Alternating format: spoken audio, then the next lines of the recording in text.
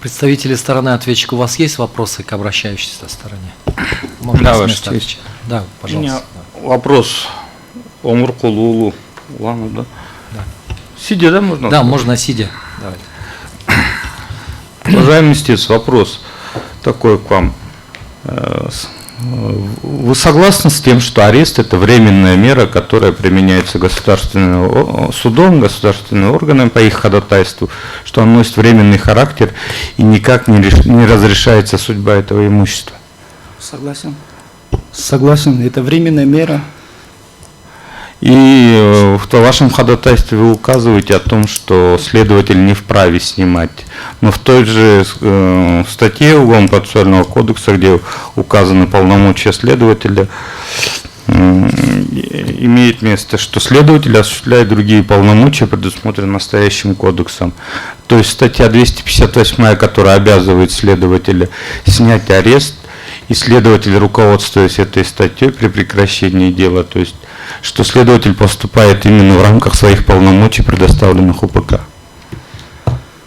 Ну, мы не говорим, что не вправе. Это противоречит в первую очередь в Конституции. Так как Конституция является высшей юридической силой обладает, тут в статье написано, что отмена, изменение или приостановление судебного акта могут быть осуществлены только судом.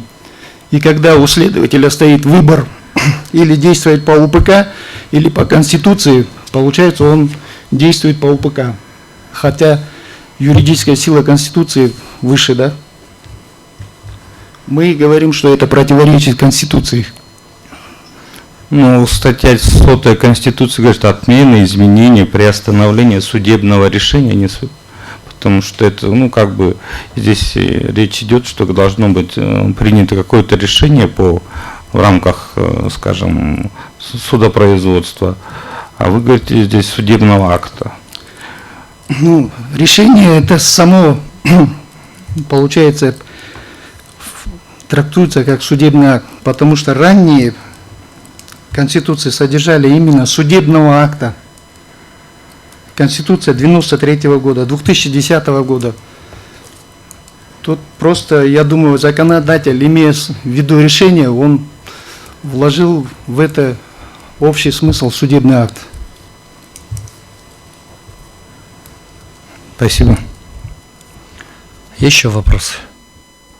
Да, Ваша честь. У меня тоже вопрос Омуркулулу.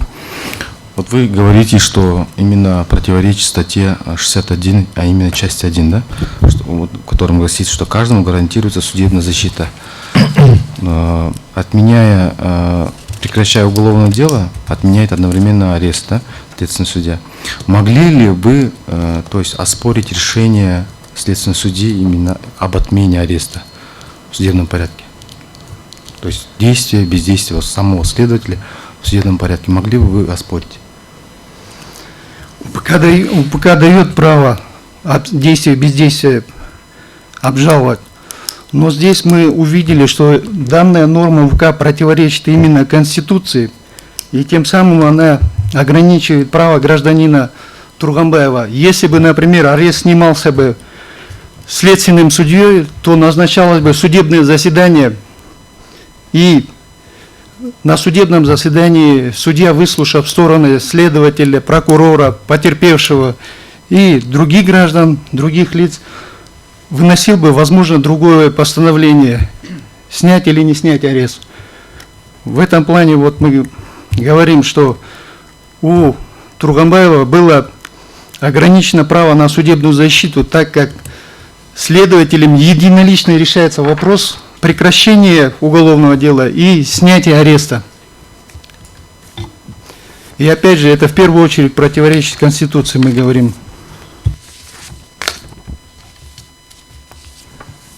Еще можно, вопрос? Да, вот вопрос. Да, пожалуйста. Ну, тогда чуть-чуть вы противоречите сами себе. Вот представьте этот процесс, который вы хотите, чтобы следователь пригласил вас, вашу сторону, пригласил лицо, в отношении которого дело прекращено производством, и пришли в суд, и следователь заявляет ходатайство в следственном суде. Ваша честь, дело прекращено за отсутствием состава преступления, прошу снять арест. И получается, здесь на данном случае следственный судья уже выступал бы, как бы он ставился вопрос о действиях следователя, правильно ли он прекратил. Нет, но он же каждый действует в рамках, он как процессуально независимое лицо, он действует же в рамках своих полномочий. И при том, что дело в отношении этого лица прекращено за отсутствием состава, следователь может, теоретически даже можно представить, что он может отказать в снятии ареста. Тут опять же вопрос стоит снятия ареста с имущества. И следователь рассматривает вопрос снятия ареста, а законность прекращения, не прекращения – это уже вопрос отдельного производства. И до того времени, возможно, вот как в нашем случае, у потерпевшего в последнюю очередь он узнает, что дело прекращено, имущество снято с ареста, и уже прошло 10 дней. И вот прежде чем подать следственному судье обратно на наложение ареста, нужно было отменить постановление о прекращении уголовного дела. Обращаться к прокурору, прокурор отменяет постановление о прекращении дела, и только потом следственный судья рассматривает, наложить арест или не наложить арест. Это процедурные вопросы, возможно, решить технически, я думаю, если...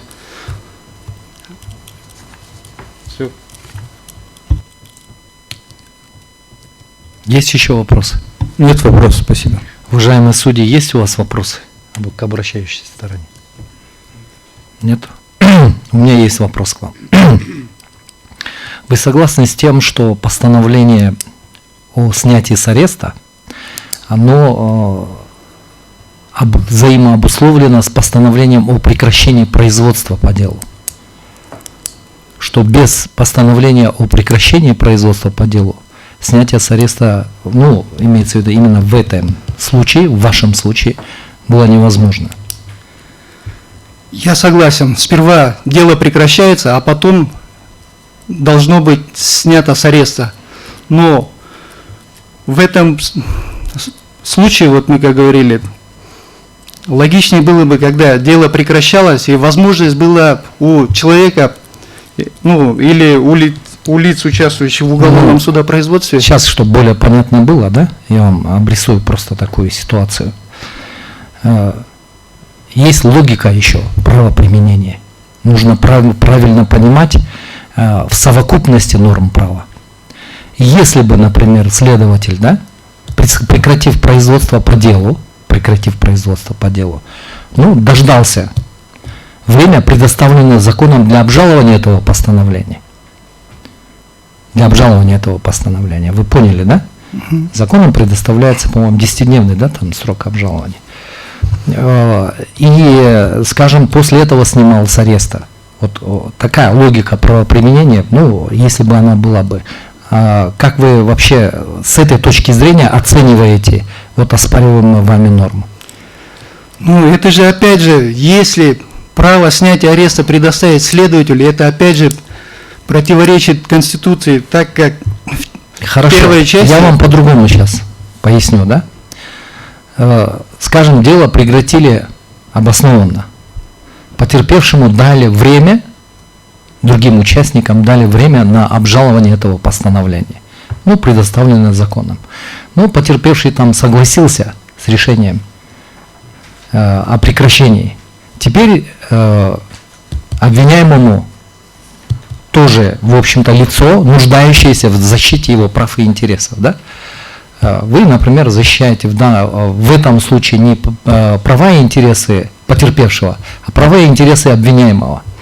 И дело прекратили законно, обоснованно, все стороны согласились. После этого необходимо снять с ареста. И вы идете в суд. Суд запрашивает дело, назначает заседание по истечении еще какого-то времени, да? Вы улавливаете, да, что я имею в виду? И как вы думаете, это понравится вообще, скажем, вот тем же людям, которые, скажем, были привлечены? Ну, в этом случае, получается, не совсем правомерно к ответственности, но дело было в конце концов прекращено. И ему необходимо сейчас высвободить имущество, которое арестовано, для того, чтобы распорядиться им. И он опять вынужден идти по этой окружности. Я понял ваш вопрос, но дела такие рассматриваются в кратчайшие сроки, в течение 3 дней там назначаются и рассматриваются быстро. Поэтому, если уж... Вы считаете это реально, да, у суда, у которого нет самого дела, да, это надо дело запросить. Вы же не можете взять у, скажем, Получается, у органа следствия, дослушайте, уголовное дело понести в суд и, скажем, предоставить суду одновременно все материалы для того, чтобы он быстро рассмотрел ваше дело. Ваша честь, в нашем случае следователь четырежды приносил материалы дела, и мы в суде доказывали наложение ареста. И таким же образом можно доказать, если дело прекращено на законных основаниях и нет споров, Сейчас жалоб. давайте мы уйдем то- от конкретного дела вашего подзащитного, да? Как вы считаете, вот в этом случае, в изменении, скажем, да, в изменении условий правового регулирования, и как вы говорите, что все будут решения приниматься следственным судьей, это в данном случае не ухудшает состояние прав и интересов лиц, имущество которых арестовано, и, вот, скажем, в отношении которых обоснованно прекращено уголовное дело? Как вы считаете? Не ухудшает. Не ухудшает? Потому что арест накладывается следственным судьей. Ну, следственный судья, когда накладывает арест, он взвешивает все за и против.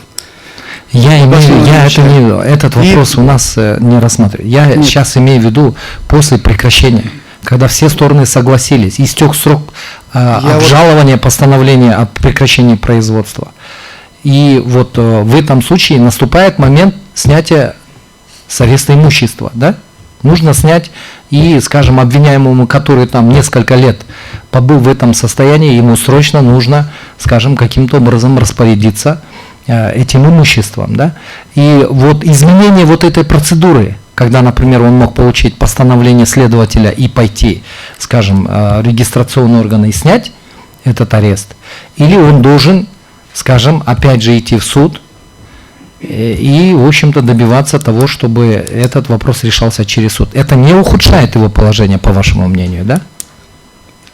Ну, если все на законных основаниях, ну,